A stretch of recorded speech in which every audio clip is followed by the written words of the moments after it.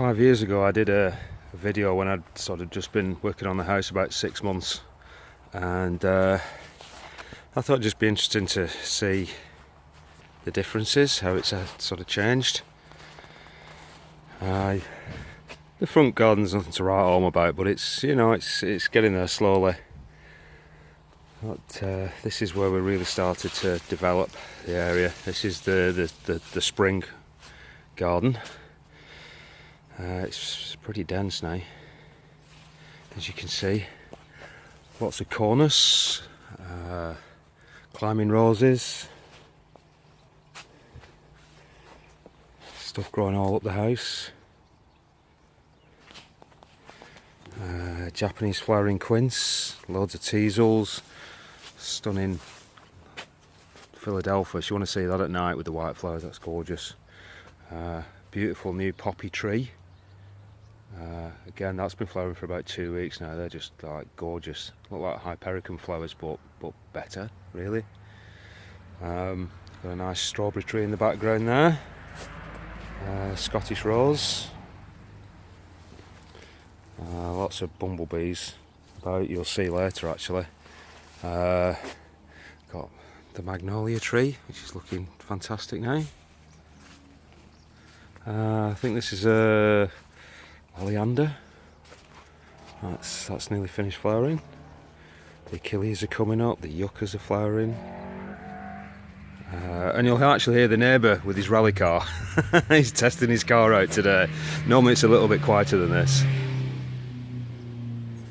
Anyway. Oh, yeah. You forget what you've got, what you've been doing. Eucalyptus trees, as you can see, there's quite a few of them now. And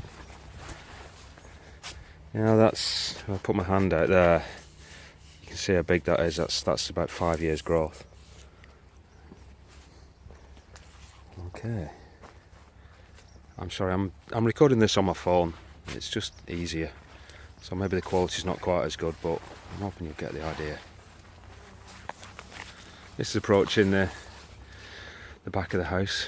You can see the conservatory. Got a nice little seating area there with a beautiful wisteria growing over the top of it. Put a little canopy up over the window to climb across. Lots of agapanthus, olive trees, the lavender. And if I just step back a bit, this is the view from the back door. Oh, we've got a new tree over there. Right, there you go. Pistachio tree.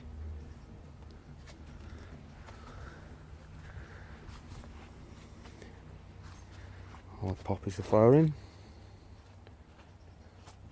I don't know which way to go. Let's go this way, because I think that this is the way I went originally on the video. It's pretty lush. Beautiful Euphorbia mellifera there. Honey spurge. Here we go. We've got that's a Romnea. Will it focus? I bet it's like, yeah, it's not focusing, is it? But there you go. That's more eucalyptus. This is the walk down to the greenhouse. Oh, there's a pond. Let me just come to a nice place to look at the pond. There you go. That's changed quite a lot since I first put it in. Water lilies are flowering at the moment, and funny enough, I was thinking about what is the longest flowering plant I've got in my garden. Turns out it's water lilies. They flower for like literally months and months. Never thought about them before, really. All the primulas in the distance. Okay, let's go. Oh, I mean, you forget what you got. You got like Alchemilla everywhere. We use it for cut flower arrangements, but just such a lovely old-fashioned plant, but really works. Bit of a tight squeeze here. Nice thing is all the plants brush against you, like they're saying hello. So this is a bit more of a woodland garden. You've got clerodendron in the background. There you go, point clerodendron, hydrangeas. Another big hydrangea. Where's my finger gone? There we go. Another big hydrangea there. Loads of foxgloves. The bees love them. Okay, so we got fig trees in pots. There's one over there. This is my Agapanthus collection that my girlfriend bought me a couple of years ago for her birthday. I think they're about 3 years old now. Not flowering yet, but I'll do another video when they're flowering because they look absolutely fantastic. Now, that's the vegetable garden. It's sort of a bit difficult to see, but you've got like 9 raised beds full of courgettes and pumpkins. Andrea's taking care of this now. Look at the Carthusian pinks flowering. They're gorgeous. This here, we're developing this. We're just going all strawberries here. We really want strawberries again. So we've got a little bit of work to do, but not much. I've got the strawberry plants ready. Got ochre, which are a fantastic vegetable. Goji berry, honeyberry, strawberry guava. We're cutting some comfrey today to mulch all the beds, but these are doing really well. And Andrew's just chopping wood to produce some supports for these runner beans. How can you, a stunning lettuce? Look at that. What a colour. Brussels sprouts to go out. Oh, Crosneys. They're delicious. Like little curly artichoke things that just taste fantastic in stir fries. This is where we normally sit. This is what happens in the garden. You just end up with plants all around it, so we can't actually sit on our own benches now, which is funny. More figs. Oh, I bought this in January. I don't know. I hope you can see that. You probably can't, but there is a red peach. That's a miniature peach. One of my favourite new trees. This is the sort of the growing on area. All these are like divided plants, comfrey. All this is comfrey ready to go out in the garden, which is fantastic for bees. And we chop it down to make compost, and then we'll come back into the greenhouse. Okay, so we've got chili peppers. All these are carnivorous plants, easy to actually get rid of the flies. Peppers, more peppers down here. Cucumbers, all these are cucumbers. I think there's about 10 or 11 plants. Loofah, cucamelon. In here we got peanuts, little peanut bushes, which I think are dead cool. Aubergines. Look at that, beautiful little aubergine flower. Sorry if you can't see it. It's so bright. I was supposed to be digging a tree up, but it's too hot. And in here we've got our own variety of tomato called Ultimato. They're ugly plants in comparison with normal tomatoes, but the taste is just incredible. And to go along with it, here you got basil. Or you've got a sweet potato and a melon pear. And these are all baby pineapple guava that I got off eBay. Really cheap. I think about 15 quid for 3, and when they came there wasn't 3, there was about 10. All stuffed in a pot, so I've divided them, and we're going to hopefully have pineapple guava. More peppers, and we're sort of back out again at the greenhouse. Right, let's go to the wilder areas. In fact, again today, another job I've got to do is mow. We all know that feeling, don't we? We've always got to mow. So these are the rest of the raised beds. We've got like peas, we've got asparagus, which bumblebees love asparagus flowers. I never knew that. And the pollen's orange, so like the little handbags that they carry with the pollen are like bright orange. Skirret, loads of different peas, sugar snaps, mange tout.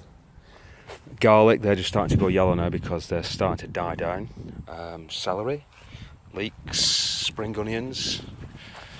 This is the cutting bed. So basically all that means is just a bed full of flowers, and you've got fantastic. I wish you could smell these. They're just, oh yeah, they're gorgeous. And we literally get like a bucket of them to put in the house every couple of days. This basically is a combination of dahlias, foxtail lilies, those tall spiky things which are going to be used for cut flowers, and we've got gladioli, more carnations, euphorbia, which is like gorgeous for cut flower stuff. And this weird thing, this is actually, it's an edible, it's a fat hen, but it grows really big. Chenopodium giganteum, I think. And those there are really beautiful things. They're salsify flowers. The salsify that you eat. We accidentally let one go to flower one year and they're like giants. I mean, what would you know, look at that. Giant dandelion, yeah. Okay. We've got about 20 something rhubarb plants. They're dying back now because obviously it's midsummer. And you still see there's some there. Here, I'm going to move around here. I've got one of the hives. I bet you the light's terrible still, but you can hear them.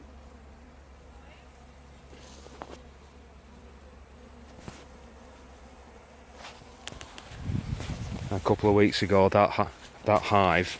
Hold on 1 second. Yeah, sorry, back.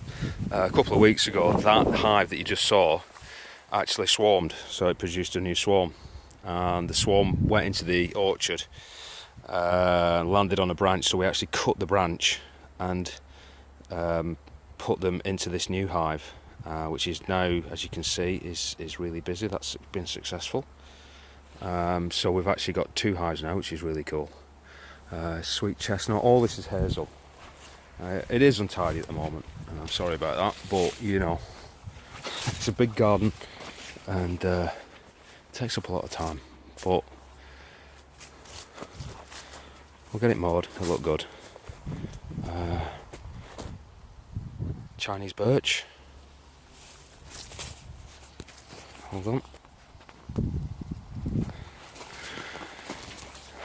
These are the new raised beds. We call them Seven Sisters because there is 7 of them, and they're quite small, but they're sweet corn in them, and we like potatoes. Who doesn't? So we've got like loads of potatoes. Andrew's also growing like beetroot and various other things. And another relative, I don't know at the point in there, another relative of fat hen, which is supposed to be called Mexican broccoli or something. I don't know. There you go. This back border here, which is all being cleared, we planted raspberries, plums, various things. Here we've got an undeveloped area that we're just actually starting to plant trees into. Nice copper beech. There is trees in there, believe it or not, and you know, when I do the next video you'll see the transformation when we've cut it all down and sorted it. This is the last area really that we're working on, all this area around here, but I'll show you anyway, because again it's nice to see the difference. We let the grass grow. The birds and the animals just seem to absolutely thrive on it. Trouble is, sooner or later you have to cut it back, so that's what we're doing. And this area is actually going to be a big stand of eucalyptus, Elaeagnus and buddleia, which we think might be an interesting combination. Great for the butterflies. So what we've done now is we've walked round the centre. Oh, it's not really the centre of the garden, but it's a big part of the garden. This is the orchard. Sounds poncy, but it's just pears. Well, we've got pears, apples, Asian pear, apple, mulberry, one day that'll flower. We also have trees that we put in, such as this, which is autumn olive, and that actually spreads nitrogen through the ground to other trees. They sort of connect up. I know it sounds ridiculous, but that's here to feed the apple trees. A little pluot there, if you can see that, just a little tiny pluot tree, which is new. More apples. The mother tree, the mothership. That's our cooker. That's been in 6 years and it's already pretty damn big. And we got a quince tree, and more apples, and some chickens, which are really cute. Anyway, so that's the orchard, and we're doing an anti-clockwise circuit of the garden really. It's 3/4 of an acre, by the way. including the house. So there's about 0.6 of an acre of garden. This area we used to call the moon because it was just literally all gravel and it sort of looked like the moon. But now, a couple of years later, we're going to have to rename it. This is going to be just absolutely full of teasels, grasses, and verbena. This is verbena. Very delicate purple, but when you get a mass of it, it looks absolutely fantastic. See all the primulas, and you can see the house from here just about. Eventually it'll disappear under the vegetation, I guess. And that's these silver birches. Well, can I get it in? Right. These silver birches have been planted about 5 years now. Me and my lodger planted them, and he hated it because it was wet and cold.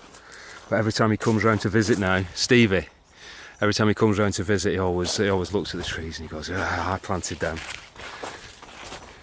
So as you can see, we've got quite a lot of verbena and a ridiculous amount of teasels. And you sort of, if you know anything about teasels, they're absolutely fantastic for attracting goldfinches. And a little story, we had Andrea, my girlfriend, wanted to take some photographs of a goldfinch, and she says, oh, we don't get goldfinches in the garden. This was at the old house, so I secretly got a packet of seeds and grew teasels. And then one day, I said, look out the window. She looked out, and there was a goldfinch sat on the teasel that I'd grown from seed for her. She was over the moon. And ever since then, we've just fallen in love with teasels and fallen in love with the amount of goldfinches, which are now like flocks in this garden. So yeah, we got a lot, but I'm not apologising. And back onto the vegetables. If I can, I guess you could say it's looking pretty busy. So we'll walk back up to the house. I hope you've enjoyed this little visit. We don't really bring many people around the garden yet. I guess we just sort of felt, or I felt that it wasn't ready. But if you think it is, I'll be happy with that.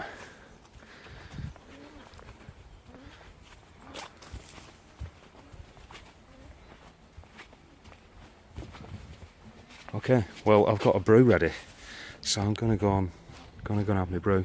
And thank you for watching.